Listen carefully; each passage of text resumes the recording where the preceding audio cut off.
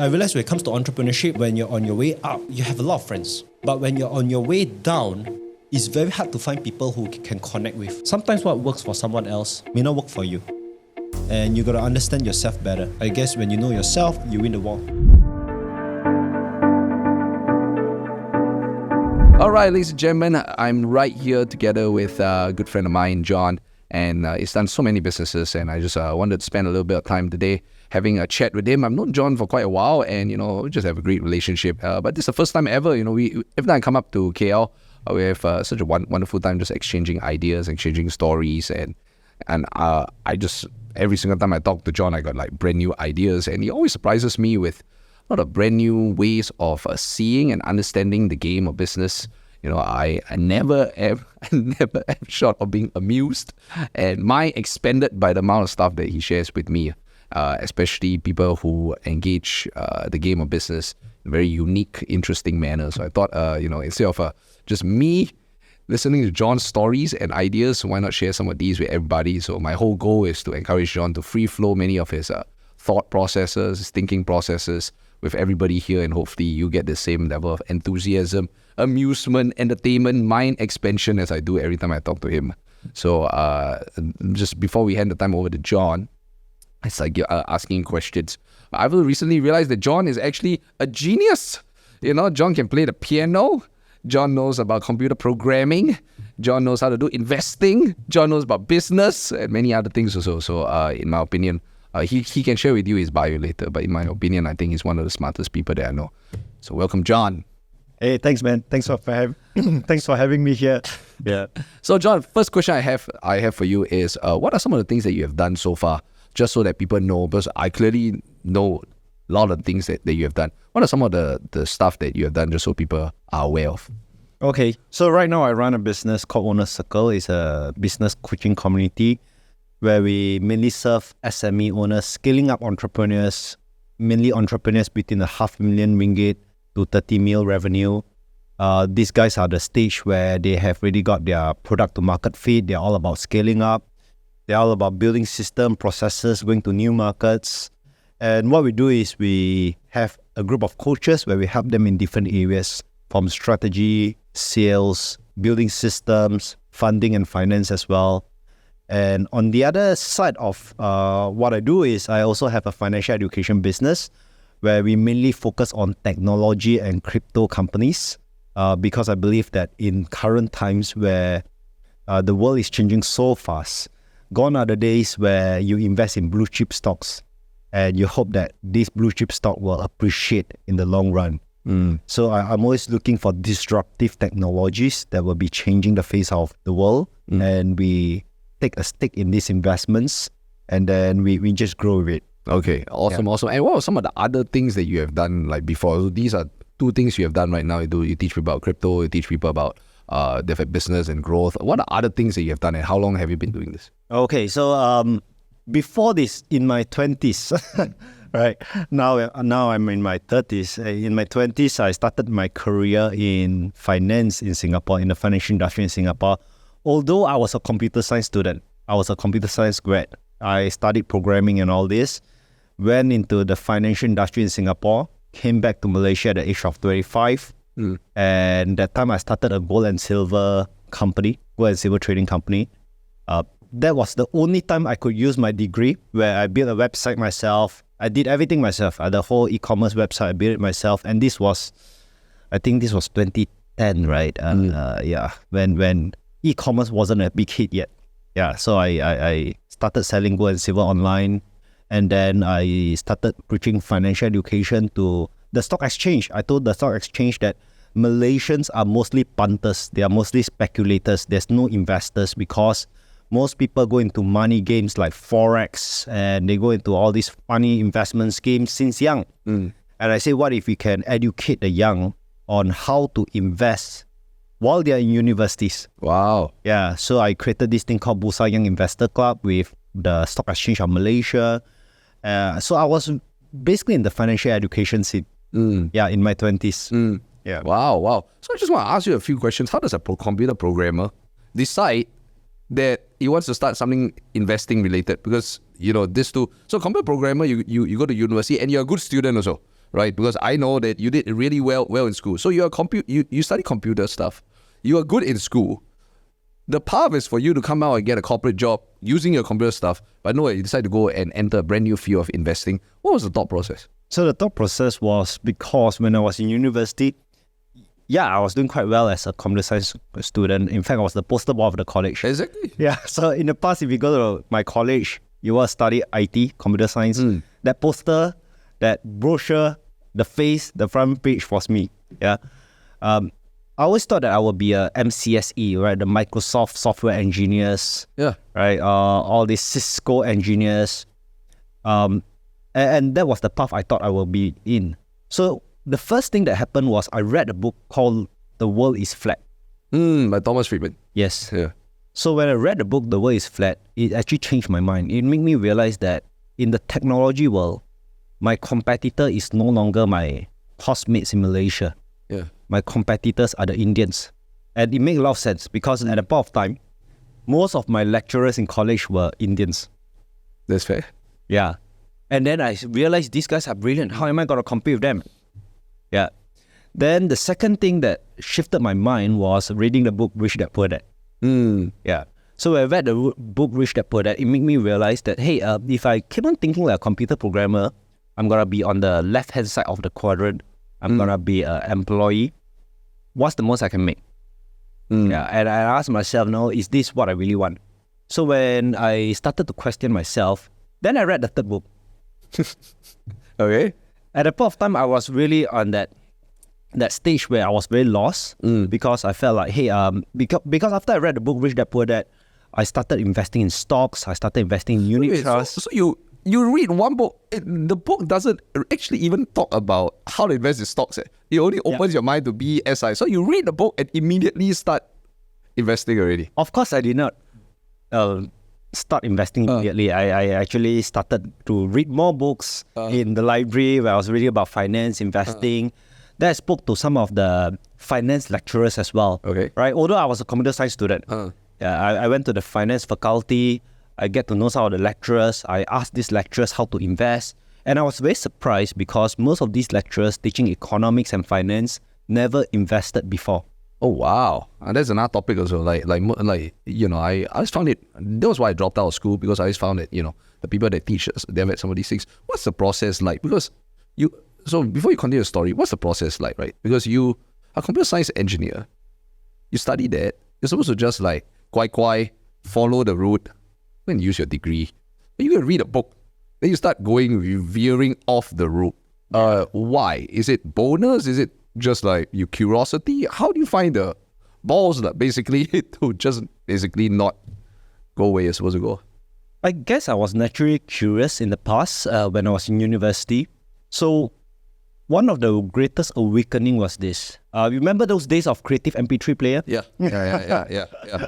Right. So after I read, then I realized that there's this thing called audiobook. So I used to download all these audiobooks online. Right. It's an illegal way to get. That's cool. Right. It's illegal, but it was good. Right. So what I did was I downloaded all these audiobooks of Tony Robbins, Brian Tracy, Zig Ziglar, Robert Kiyosaki, Donald Trump. Yeah. And then I used to go jogging, right? And the first awakening was this. I jogged for an hour. And then I realized that as I was listening to the whole creative MP3 player, I think I was listening to Tony Robbins. I realized what I gained that hour is way more than that 12 subjects I've learned over the past 1 year. Which makes so much sense. And then at the point of time, I started to realize that what you learn in school is academic. And that's education. And most people, they are so focused on education, getting A's and all, right? I'm getting A's as well, but I'm doing it not so much only for the education, but also for my personal achievement and significance. Yeah. But when I was doing that job, right, listening to that creative MP3 player, listening to Tony Robbins, listening to Zig Ziglar, these are all the OGs in the industry, I realized that, hey, I learned so much. Right? And I became so obsessed. I became so obsessed about reading. I became so obsessed about listening to all these audiobooks. And then I start to have certain breakthroughs. I start to think a bit different from my peers. Yeah. Right. And while most of my peers were so focused on assignments, getting A's with their final year projects, creating new codes. Did you ever feel scared? Because like, I mean, it is cool to listen, but then you are not in listening, right? You are about to start veering off the path. And veering off the path, it might be a theme for what we're about to discuss, because I think that's the cool thing about a lot of things that you do, even right now in business, which I find the most entertaining and amusing in my expanding, because it's like, there's a certain way to do it, but every time you see it, right, you have a different way of doing it. And not only do you have a different way of doing it, right, you're quite unafraid to go and do something different, even though there might not be much evidence that this is the way people do it. And that's the scary thing also, right? Because, let's say you're a class of 100, and 99 people are studying for a project. You read a Robert Kiyosaki book, you listen to some Tony Robbins when jogging, and all of a sudden you're like, nah, actually, I will just go and do something different. Like, where do you find the guts to, both listen to it, but also find no evidence of people adopting a different path, but say, nah, I'll go and do it? Because your parents are not entrepreneurs, right? Are they? No. In fact, I think they're school teachers, right? Oh, no, they are not school teachers. But they work. Yeah. So you don't have this kind of crazy rebellious environment. Where do you find the guts to listen and just go, okay, it doesn't matter. No one do it, I do. I guess since young, I always question this. I've always have this question, does it make sense? Right? So even if my parents tell me something, I always ask myself, does it make sense? Even if my teachers tell me something, I'll ask myself, does it make sense? So when I read the book like Rich Dad Poor Dad, I listened to some of the what Tony Robbins said. It made a lot of sense to me. And I said, yeah, this makes sense. We should try this. Yeah. Because at the end of the day, right, whoever give you the advice, you got to look at the results that they have. And then you ask yourself, is this the kind of results? Even though most people are not doing it. Yeah. Oh, wow. Yeah. I think, so you start to hang out with finance lecturers. Yeah. Even though you are not in finance. No. And then you realize that most of them maybe don't know what they're talking about. Exactly. Yeah. Then what comes next? I love this story. So then how do you learn about investing in stocks? You are like what, 20? At the point of time I was 20. 20. Yeah. I think I bought my first stock when I was 20. The first stock, I still remember the name, is called iCapital. Right, iCapital. My second stock was called Canaltech. Canaltech is gone already. It's no longer listed. But iCapital was listed. And the reason why I bought that stock, it was because this guy was calling himself the Warren Buffett of Malaysia. Okay. And because I was reading so much about Warren Buffett, and I said, okay must as well buy his stock. Yeah, and that was my first stock. Would your parents buy stocks, or were they stock investors? Thank God, my dad was a stock investor at one point of time, and he only showed me the time when he made money. He did not show me the time when he lost everything. Oh. So I always had the perception that... At 20 years old? I always had the perception that stock market will help you to make money. I never knew that stock market will help you to lose money as well. I see. Yeah. So you were ignorant enough not to know the dangers, so you just went in. Yeah, at that point of time, I was purely ignorant, right? It became a bliss. Yeah. So I became so obsessed about business, investing. I started reading a lot of these books, and I felt that, no, there's no point me knowing so much. I can't share with anyone. I must well put into practice. So I was very active in clubs, running clubs, because I wanted to hone my leadership skills. And I realized that leadership skill is one thing that is often ignored in college. They don't teach things like that. These qualities of being very driven and different early on in your school, because it's just very unique. Just like, you read a book, develop an idea, you decide to veer off the path, and you decide full blown go down this route, eventually start a young investors club also. It's very different. That's not what most computer students do. Did you always have this trait to kind of go against the grain? You mean when I was much younger? When you're much younger, or was this late teenage, early 20s kind of thing? It was a late teenage thing, because I changed my life because of girlfriends. All right, that's fair. My first girlfriend was very smart. I only first dated when I was 18, right? When I started dating, then I realized that she's a scholar. Okay. She gets 99 for chemistry, and then she cries, and then I was like, oh my God. Oh, wow. I only got 50, right? And I'm quite happy about it. But there's this kiasuras in me, right? There's this thing in me that I don't lose. So when I started dating her, then I started to learn how to study. And then I started to observe the way she study, the way she do things very different from me.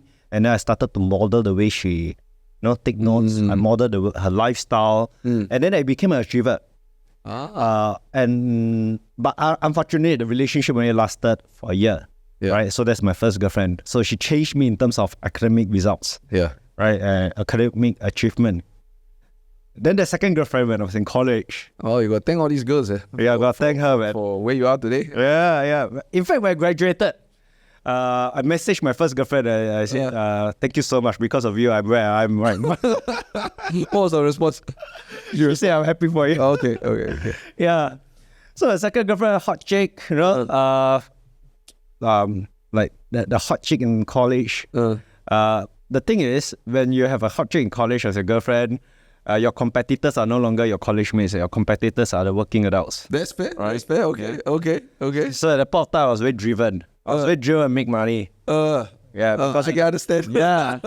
That's why I read books about making money. Read books about Google AdSense. Oh, wow. Remember the older days?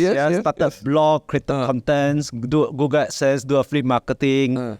Started investing. I see. Then started doing some side gigs in college to make money. I think all these girls, man, they bring out the best in you. Go off the path. So how do you turn a love for investing into investing club, into gold, silver, into going to tell the stock exchange at 20 plus years old that, hey, you know what, I got idea for you. So where you find this? Guide us through the story. Where you find the balls to go and do this kind of thing? I guess I had the balls to go to the stock exchange because when I was in university, there's a major bank in Malaysia that came to university to do a talk on finance. And when I went to that room, I was the only guy there. Oh, wow. Yeah, really? And I was looking around. I said, why is there no finance grads, no finance students here? I was the only guy there, and I was a computer science student. You're the only guy, so everyone else is girls? No, there's no one there. I was the only one in that room. Oh, wow. Yeah.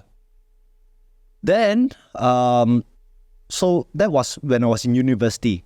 So how I got the idea was because I realized that at the end of the day, right, youngsters, teenagers, they want entertainment.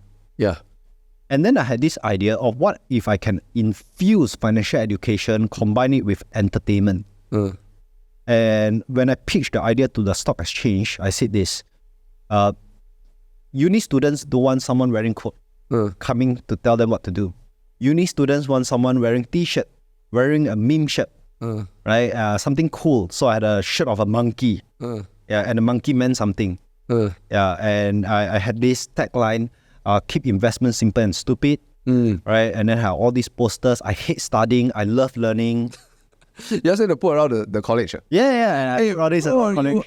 Ask people to put, I hate studying, keep investment simple around the college. Did they allow that? Yeah, I had my foot in 10 universities in Malaysia. Hey, how you find the balls to go and think of this idea? Not really. This is an insane idea. Like because this will probably be the start of your first business experience. Yeah. How you come up with this idea? Because that was me, right? Because I hated studying. I got good results because I have this kiasuness in me where I wanted to win. I want to achieve something. I will get in. I will be among the top. But I hated studying because I was just memorizing and then just vomit out, and I was just vomiting everything out at exams, and it doesn't matter anymore. But I love learning. And I felt that I wanted to connect to the rebels like myself, right? Those guys who knew that there's something out there. And I knew that in college, the top students is only probably the 3%, right? I want to reach out to the 97%. To tell them that, hey, if you are not good at studying, never mind. You must be obsessed with learning because learning will take you far. Was that your first business? Will you say that's your first business? My first business was the gold and silver one. The gold and silver? Yeah, gold and silver. So how do you transition from a love of investing? Now you can tell the stock exchange. That's one thing for everyone watching. It's like not what normal people do. Okay, I mean, most of them will read a book, right? They will never take much action. Because they will look around for evidence, and if no one else is doing it, they will store in the back of their brain. And we have encountered this also because we are part of education industry also. Yeah. And we know that majority of people will attend a seminar, have an aha moment, look around for no evidence of other people doing the same thing, and proceed on to do exactly what they were doing before. It really takes a very special, unique kind of person to go against the grain. Then you not only go against the grain, which means you start to invest, which is very cool on its own and like kind of defy your own degree. Now you are like, hey, let's take it even further. Let's go and like publicize this. Let's go and take like this idea I have, right? Go to 10 different unis. Let's go to the stock exchange. I hope you understand this is not what normal people do. Would it be fair? This is not, like, you're not a normal person, okay? This is not a very normal thing. How do you turn it then into your first gold and silver business? Because now you're still a computer engineering grad. You don't study business. Your parents are not business people. Walk us through your first business and how mistakes you made, success, lessons. Mm-hmm. So I guess maybe since young, I've always been having this contrarian mindset. Yes. Like when everyone, I remember when during teenage years, everyone was all about Nike and Adidas. Yeah. I was about Reebok. Oh, wow. Yeah, I always like to support the underdogs. Yeah. I'm always thinking, like, why must we follow the norm? Yeah. Yeah. So I guess since young, I always had this kind of mindset. And so when I was in uni, was a bit different from my friends. Even today, when we do business, I'm in the training industry, I always think, why must we all build funnels? Yeah. When everyone is talking about funnels. That's why I love to hang out with you, man. I was like, this guy just like, Yeah. I always question, why must we only rely on Facebook ads? Yeah. So I guess in my mind, there's always this question of what if? Yeah. I know what if we try this? And I have another question is, why not? Why not we try this? Yeah. So yeah, that's how my mind thinks. It's always on the contrarian part. Yeah. Which helps me in entrepreneurship, which helps me in investing, right? Because you need a lot of that. But it kind of hurt me when I was younger. Yeah. Because when I was much younger as a student, I didn't do very well in secondary school, primary school, because I always question everything. Yeah, and the education system. I think you're born to be entrepreneur. Born to be entrepreneur. Cannot follow instruction properly. Yeah. Asking why. Why come we cannot do other things? And they have all of this stuff. You got into trouble. Right? Yeah. So I still, now that you mentioned this, when I was in college, I always, when I was leading my squash club, right, I always tell my teams, break rules. Just make sure you don't break law. Yeah. Whatever we do, make sure we break rules, but make sure we don't break law. Yeah. I love it. I love it. So, walk us through your gold silver business. At what age did you decide to start? How was it starting a business right from the start? First time you go from uni student, now the entrepreneur. What were mistakes? What were lessons? Come tell us the story of starting the gold and silver. Okay, from gold and silver, my biggest mistake was this. At the beginning, what I did was I actually contacted a US company called goldsilver.com. And these guys, they are affiliated to Robert Kiyosaki. Yeah. And I told them, can I be a partner in Malaysia? And someone from Singapore replied. And when someone from Singapore replied, I met up with them and I said, can I not take the rights for goldsilvermalaysia.com? And they said, okay, right? And I had to pay them some money. But what happened was, this is something I've never shared before, where after I paid the money, I never got my gold and silver. And the Singapore counterpart actually ran away. Oh, wow. Goddamn. Okay. Yeah, and remember this is a global brand, right? But their Singapore counterpart actually ran away. And then I couldn't contact anyone. And that was actually a very tough time for me because... Because you're young. And I was only 25. Yeah, I was only 25 because first time kena scam. And then I have clients who come to me and say, hey, I deal with you. I gave you the money already. Oh, shit. You promised me the gold and silver. You guys sort it out. God damn. Yeah. Oh, so it's not just your own money you took a bunch of money to buy it? Yeah. People buying through me as well. Holy shit. Yeah. Then what happens now? So what really happened was because when I bought the silver bars at the beginning, silver price was around $20. Okay. And silver price went for a bull run. From 20, it went up to 49 in 6 months' time. Oh, that's pretty good. 20 to 49, right? So all investors, including myself, we thought we made money. We are just waiting for our silver bar. But the guy from Singapore thought that the silver price was a bit too high. He wanted to wait for the price to drop before he buys. But it never came down. So it went up all the way to 49. That's why that guy could no longer fulfill the orders. Oh, shit. He decided to just run away. Oh, wow. So he never actually went to buy it? Yeah, he never bought it. So at the end of the day, I managed to pull strings, get some people in Singapore to help me to look for him. Managed to corner him, and he paid us back our capital. Yeah, so we still managed to get the capital back, return to investors. Yeah. Did you learn anything during the entire period as a young entrepreneur, right? Because the whole thing is sometimes this game is a very interesting game. You know, if you have a mentor, someone to teach you, that's great. But if you don't have a mentor, then you're just gonna learn by running into walls and doing dumb shit.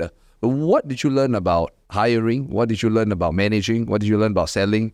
What did you learn about business in general in the first one? Like, you know, did you have a mentor also? Like, what were some of the other lessons you learned? At the point of time, I don't really have a mentor, but because at the point of time, I was probably among my friends, the first guy who ventured into entrepreneurship. Yeah. So when I go and hang out with my friends, they will, I tell them I'm very stressed up, right, having some issues, and they will tell me, hey, why do you get into this whole entrepreneurship thing? Doesn't make sense. You're just a dreamer. And then because of that, I stopped hanging out with friends. I stopped hanging out with my college, my secondary school friends, my college friends, because I felt that they were toxic. Yeah. Right, very toxic. So I was constantly looking for people in business, but I had no friends in business. Until I was very fortunate, I met one guy. I was invited to give a talk about finance, and he was the speaker for entrepreneurship. So I met up with, and when I listened to him, I was very inspired, and he owns a brand which I respect a lot as well. It was called the Manhattan Fish Market. Oh, wow. Yeah. Yeah. So there I was, a 25-year-old, went to this entrepreneur and said, can I get a name card? Can I invite you for lunch? When I got hold of him for lunch, I asked him tons of questions. And I was very fortunate. I asked him tons of questions, including his personal life, and he told me he liked to play squash. And I was like, really? You play squash? Because squash is not a very common game. Yeah. Right? But you happen to be a squash captain? Yeah, but I happened to be a state player where I was in... goddamn, state player. Guys, not just a captain, a state player. Yeah, okay. So I happened to be a state player when I was in secondary school, right? So I said, oh, you play squash? Oh, really? Oh, that's good. Let's play together. So I'll play with him. And because he's much older, right? Not a very good player. I'll make sure I'll be feeding him. So make sure he enjoys the game. So let him win now, basically. Okay. I'll feed him. I didn't really let him win, right? I feed him. So the ball won't die so fast. So you enjoy the game. Yeah. Right? And then after that, after squash, he's so tired. Then sit him down. Then ask him tons of questions. So I guess that was like my first mentor in entrepreneurship. His name is Josh Ang. I respect him a lot till today. Right? One day he told me, he said, John, how much is your revenue? I said slightly above $1 million ringgit. And he said, John, I want to set a target to $1 million US. Which is about 4x. Yeah. I think 3 or 4x. Yeah. And I say, okay, give me 2 years. And I did it. I managed to do it. Right. And then he brought me to a group of entrepreneurs. And this was called the Entrepreneurs Organization. Yeah. Yeah. So I guess that was the first group of entrepreneurs that I managed to really connect with, right? People who speak the same lingo. Yeah. Although some of them are family business, I think around 70% of them are family businesses, but there's still that 30% who are guys who bootstrap their way, no money, kickstart everything themselves, people like us, right? And I really connected with this group of people. What do you realize about the people that bootstrap their way all the way to business success, like as you talk, because we know a lot of friends who are right here and they started with nothing. What do you notice are common success traits or common things they have in common? If there's one thing I observe is most of them, they are being forced to the age at one point of time of their life where they have no options but just to make this work. And these are the guys who generally I call the crazy ones. Right? Right, the crazy ones who manage to just pull off something really, really crazy, and then from then on they manage to pull through. And personally I had that kind of moments as well. I still remember in my 20s when I managed to connect a certain group of entrepreneurs, not only in EO but also on the outside. I realized all these guys, the bootstrap guys, they all had that moment where it's like everything is falling apart really. Right, and then they say, no, I can't, I got to just do something different. Just like you. Just like you. Yeah. Well, it's ever scary. Do you care that sometimes when you come out with these ideas, you look around and nobody else is doing it? Like, does it ever factor into your thinking? Even till like today, you look at the industry, there seems to be a way of doing it, and like you just go, but I don't think it makes sense, and then you just do something different. Are you ever scared? Of course I do. Sometimes I do question myself as well. I always ask myself, what is it that I'm missing? Right? So whether it's investing or business, investing is the best, right? Because in trading, when you're trading cryptos, right, you make a move, it goes the other side, it goes the other way. You see results immediately. right? In business, probably ads cost lah. Right? Yeah. Spend money on ads, marketing. That's where you see results immediately, right? I always ask myself, what am I missing? Yeah. So then I'll do my research. I'll do a lot of thinking. I spend a lot of time thinking. I spend a lot of time reading, thinking, asking myself, what am I missing here? Yeah. But if I can't find anything, I will usually double down. Wow. Yeah. So I treat my business a bit like the philosophies that I do in investing as well. Yeah. Right. In trading, if I make a wrong move, okay, if I buy a long, which means I expect it to go up, but the thing comes down, I'll do a lot of research. Okay. And if I see that, hey, it doesn't make sense, right? Yeah. Then I will see this as more of an opportunity. And then I'll double down. Oh, wow. But at any event, if I realize that I made a mistake, then I'll do a stop loss. Means I cut loss. Yeah, in business, the same thing, right? I always believe that you gotta have 10 ideas. 9 ideas might bleed, but all you need is that one idea that'll bring you to the next level. Yeah. Wow. That's kind of interesting. Oh, why do you move into crypto? So you did go silver. How was that experience like in terms of teaching financial education? Eventually, you decided to move into crypto and move into starting a community about business. How did some of these come about? So in my 30s, what happened was this. Right before my 30s, I've achieved quite a lot of whatever I wanted to achieve. As a person, as an individual. Yeah, right? you had books and you were giving talks and you had media and all this kind of stuff. Yeah. So if I look at my dream board, I've achieved everything. Right, I became an international speaker, best-selling books. My business was around 100 mil ringgit annual revenue. Right, when I was 29, 30 was around 110. But what happened was this: right before my 30th birthday, 2 weeks right before my 30th birthday, one of the business which was contributing most of the revenue got into trouble because one of the principals suddenly just collapsed, and we were all so lost. And it was a very lonely time for me when I was around 30 years old to 33 years old because I then went into lawsuits, court case. And at that point of time, I realized that the entrepreneurship journey is very, very lonely. Then I started to look into my network. The guys who are the second gens, they can never relate what I'm going through because they will always have a fallback plan, right? They always had someone to save them. And the guys who are bootstrapped like me, most of them said that they've never experienced a magnitude like this.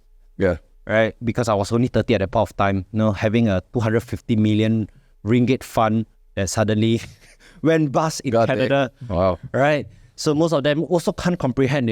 All of them are saying, no, I'll also to know how you're going to go through this, right? And I realized that the whole entrepreneurship journey was very lonely. So I realized when it comes to entrepreneurship, or when you're on your way up, you have a lot of friends. But when you're on your way down, it's very hard to find people who can connect with. So that was what actually got me this idea of creating owner circle. Because I had a drink with one of my friend, right? His name is Raymond. So one night we were drinking, we both of us, we finished a bottle of Singleton. Oh wow. All right, cool. And he asked me, what do you intend to do? I asked him, what do you intend to do? We had very deep conversations. And I said, entrepreneurship is actually very lonely. It's a very lonely journey. I said, the whole market is all about, getting awards, building brands, the whole industry is all about going for trainings and all. But I said, actually, there's one part where the market do not satisfy is how do you bring entrepreneurs who are lost and lonely, right? Bring them together, create a community, give them education, give them tools, give them a tribe, right? A tribe that they can belong to. And that was my idea at that point of time. And I asked him, how about yourself? What's your vision? And he told me this. He said, John, my vision is to sell my company in 5 years' time. I'm going to exit my company. And he said, after that, I'll be around 40 plus. I think at the point of time, he was 40. Right then, he said, when I'm 45, what I'm going to do is this. I have accumulated so much in the first half of my life. Right. So he gave this analogy of football. Right. First half of the game, you're all about accumulating experience, accumulating knowledge, accumulating network and resources. Yeah. And second half of your life is all about giving it away. Oh, wow. God dang. Okay. Is he Christian? Is he a religious fellow? Okay. Yeah, religious. Okay. Yeah, okay. Yeah. Okay.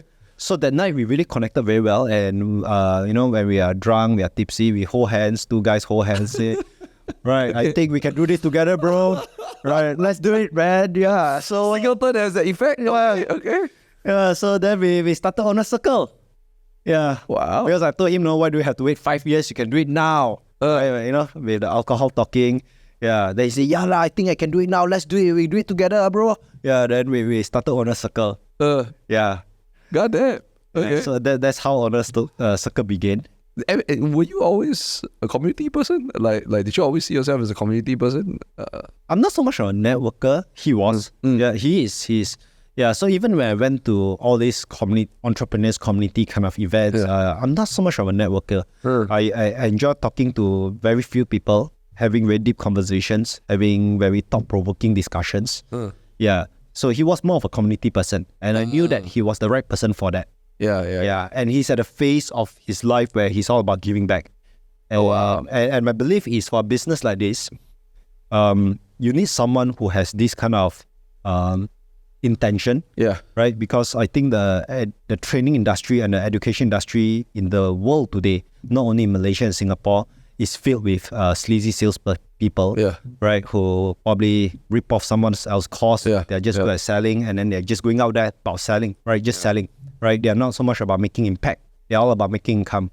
So I wanted a business. So at the age of 30, I know when I was resetting my life, I asked myself, moving ahead, what must I have? What's my key matrix?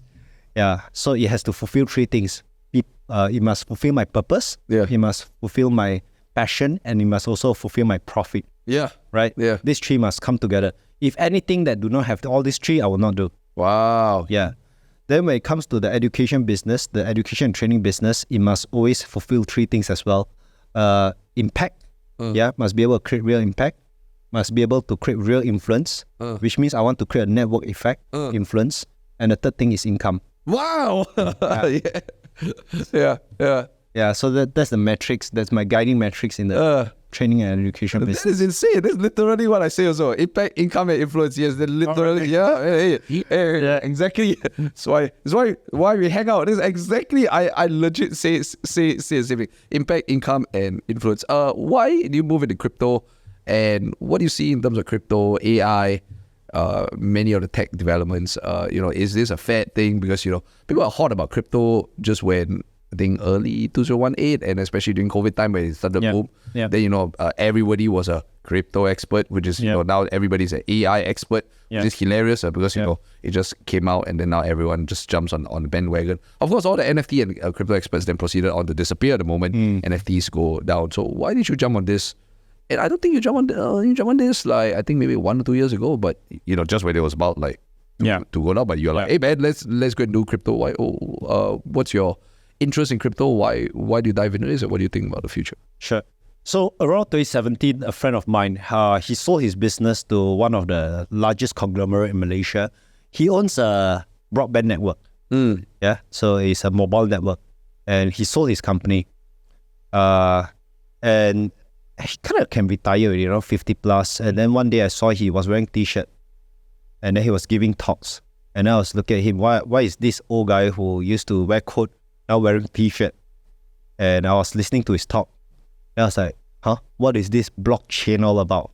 And this is 2017, right? Oh, wow. 2017. And when he came got off stage, I called him. I said, bro, what is this? What are you doing? Right? You sold off your company. It's such a big company. He made excellent money. Make a lot of money. And then I said, why are you doing this whole blockchain thing? And then he said, John, have you heard of Bitcoin? I said, yeah, it's a scam.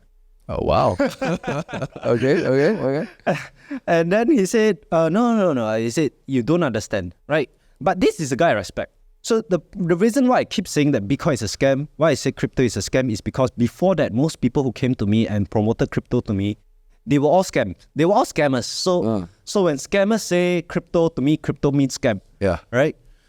So he then showed me, he was building this project called XEM. XEM. And he showed me the whole blockchain thing. I went there with an open mind because this is a guy I respected. Yeah. And then after that, he showed me one thing that blew my mind. He showed me, he said, this project is less than 1 year old. And then he opened this website called CoinMarketCap, right? And then he showed me, in terms of the coin market cap in the world, his coin is now ranked number 4 in the world. And the valuation is crazy. What's the valuation? The valuation was millions. Millions. Oh, wow. So all the co-founders had net worth of millions. And I said, you guys did that in a year? And then he said, yeah. He said, crypto is tech stocks on steroids. Oh, wow. And then I said, no, I got to learn this. Yeah, so I ventured into it. I took 6 months off. I went to a lot of conferences around the world. I went to US, I went to China, I went to Dubai, I went to India, Korea. Most of the tech hubs in the world. I was just flying around for 6 months, went to learn. But there's one thing I realized. There's a lot of fluff in the market. Okay. There's a lot of fluff in the market. So what got me to devise a certain strategy was because there was once I went with my partner Desmond, right? Who is the current partner right now. We went to Bali, and then after the trip, he asked me, what do you think of this conference? I said, these guys are delusional, right? So much fluff in market. And then what happened was this. Then I watched a Netflix movie. Yeah. So I love watching movies. I love watching Netflix documentaries. Yeah. So I watched this Netflix movie where it was a story of Wirecard. So Wirecard is like a PayPal of Germany. Yeah. And this company was skyrocketing. The valuation was larger than Deutsche Bank, right? The largest bank in Germany. And then they realized that there was a scam and they shorted it. And these guys made a lot of money, right? So short sellers make money by selling it. Yeah. Oh, I like where this is going. Okay. Yeah.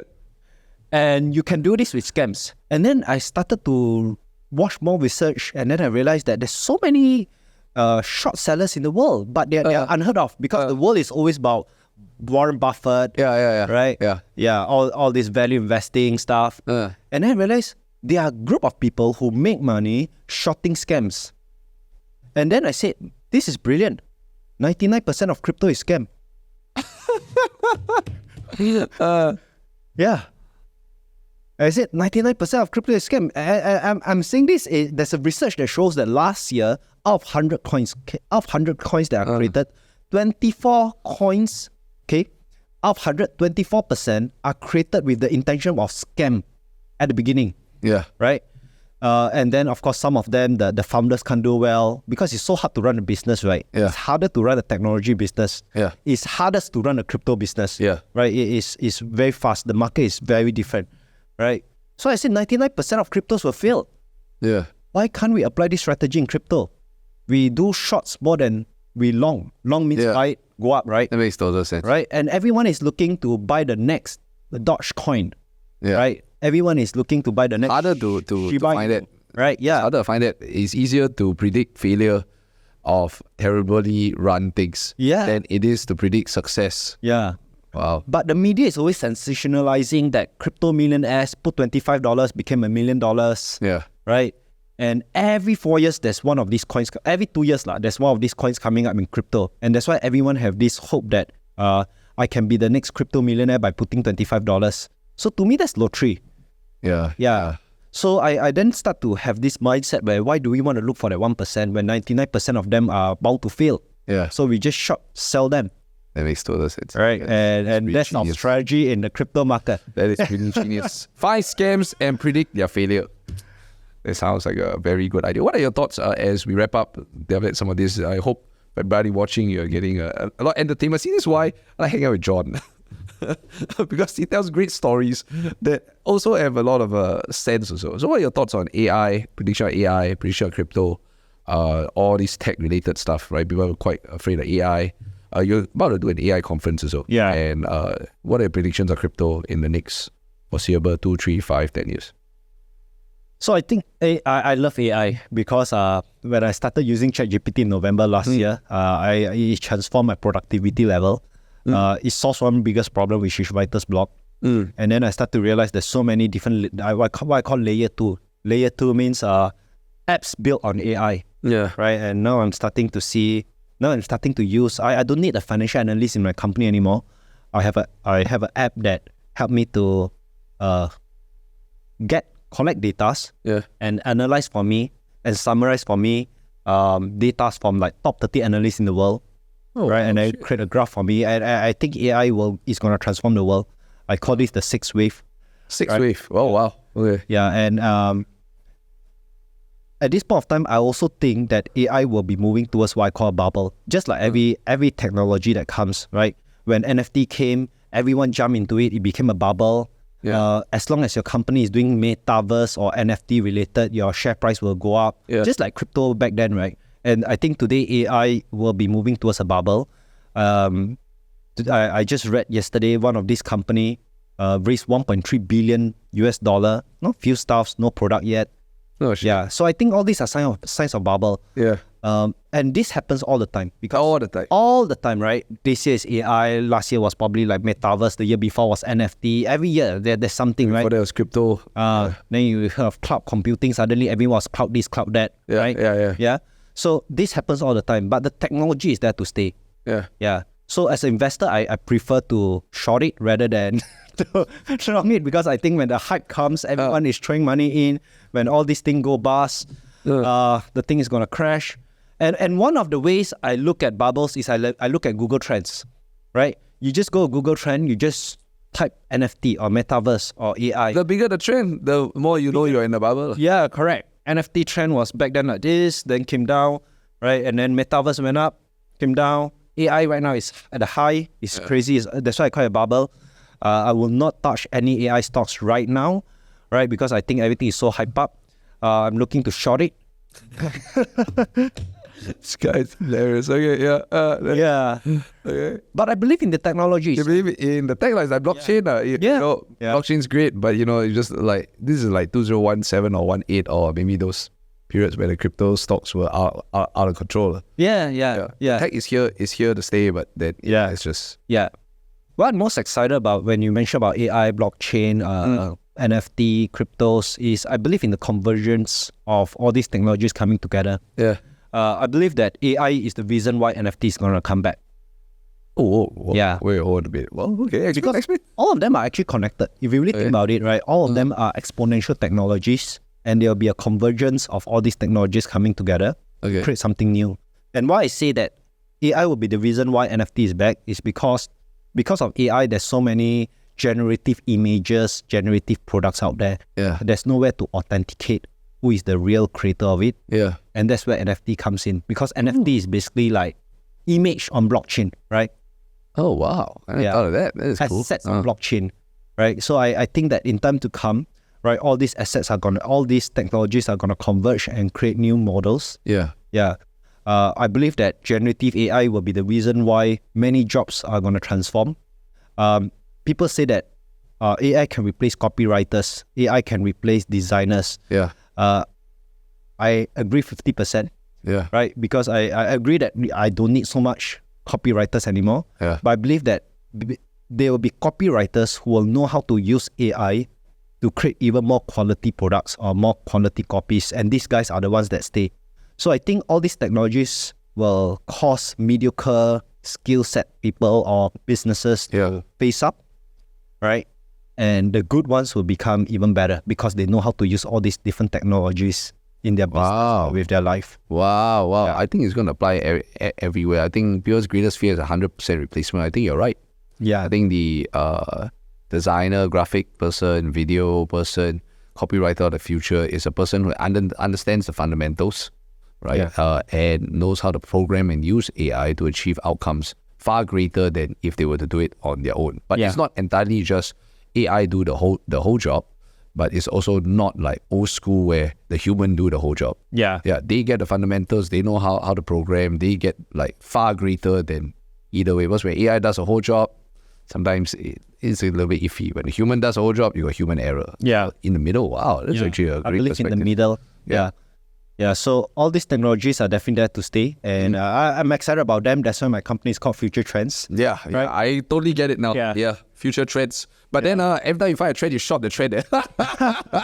I long and short. Long and short. No, you buy the tech, but then you short the stock price. What are your future plans as we wrap up? Like, what do you see for yourself next 3, 5, 10 years for yourself? Oh, Because well, it's been quite a journey, right? From Yeah. engineering, do all this kind of stuff, right? I mean, I don't. You want to tell everybody how old you are now? Oh, I'm 38 right now. 38, right? So this journey got what?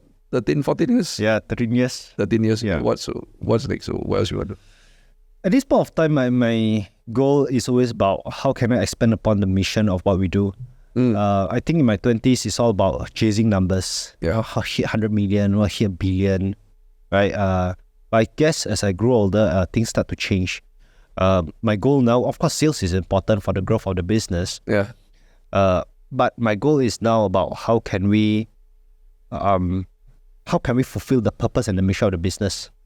So in Owner Circle, the question is about how do we help business owners Yeah. to have more money, more time, more freedom, less Yeah. stress. Yeah. Yeah. And that's why the tools, the trainings, the tribe all comes in together, Yeah. right? And for Future Trends, my mission is all about how can I create a full-time investor and trader in every family. Oh wow. Yeah. Because I believe that only when you can have the ability to become a full-time investor, that's when you will no longer hate your job or hate your business because, right, you do everything with passion. Yeah. Yeah. So I'm constantly looking at what are the tools that I can bring into Future Trends, right? How can I spot scams easier Yeah. to short them? Okay. Yeah. Because we make more cash flow shorting scam coins. Yeah. Rather than I can see it's, Yeah. This is why, because the same idea you had when you read a book. See, it's the same theme. People's life the same theme. You read a book, so there's a certain way of doing it. Called computer science. Yeah. You read a book, and then you go, hey, actually this makes sense. Then you start to veer contrarianly off another path. This is exactly the same. There's a certain way of people do crypto investing. You watch one documentary, now don't read book. Now you watch documentary. Then you go, hey, actually this makes sense. You completely veer off completely. This is what I noticed as a theme. Yeah. You know, because like you're definitely a contrarian thinker. That's definitely it. This is why like hanging out with you is fun.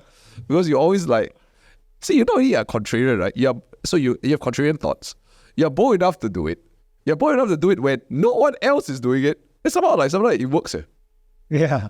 And then I'm just like, God damn, like how does he find the balls and the clarity of mind to come up with all of these ideas? So I think this is cool. I think, you know, for anyone watching, you can enjoy him. He's got a lot of very, very interesting ideas. Cool. I have no other questions, John. This has been a real pleasure. I think if I can sum up. So if someone's watching and they're like you back then and they're stuck and they feel like Neo in the Matrix, but before it became Neo, maybe, you know, I think it was Mr. Anderson in the Matrix. They feel like, I am on this current path. I don't quite like where I'm going. And then they're watching this. Maybe you when you're 20, before you start all this journey. What advice would you give? Oh, if there's one advice I'll give is, of course I've been lost before, right? I felt lost. You know, I can't seem to find the right way, and I'll go out there and seek for answers. I attend a lot of courses, read a lot of books, and then I realized one thing. One of the reasons why I was lost is because sometimes what works for someone else, you know, they have achieved tremendous success, may not work for you. And you got to understand yourself better, right? You got to understand what kind of lifestyle you want, know what's your purpose, what's your own dream and aspirations. Okay, so sometimes dream and aspirations are similar. That's why you're attracted to someone who have achieved the dream that you have, right? But in terms of purpose, in terms of core values, in terms of the lifestyle, you got to be very clear on what do you really, really want.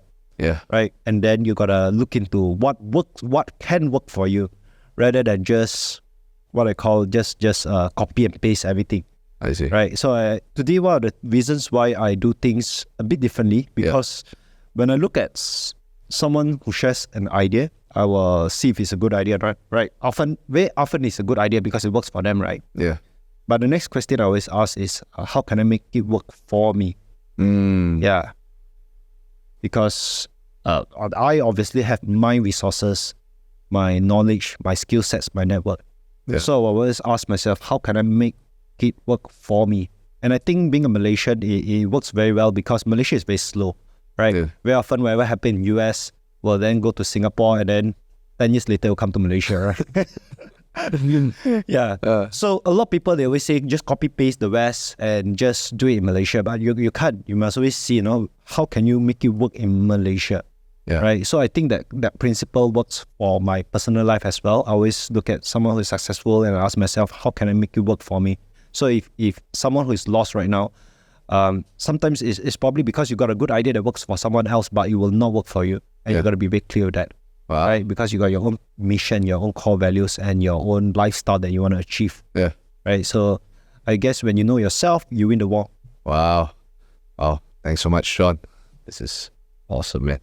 So, ladies and gentlemen, once again, now I hope you understand why I love to come to KL and hang out with John. He's got a lot of smart ideas, and hopefully you understand a little bit of his contrarian thinking. I think that's that's one of the things that I love so much about John, just the way he thinks.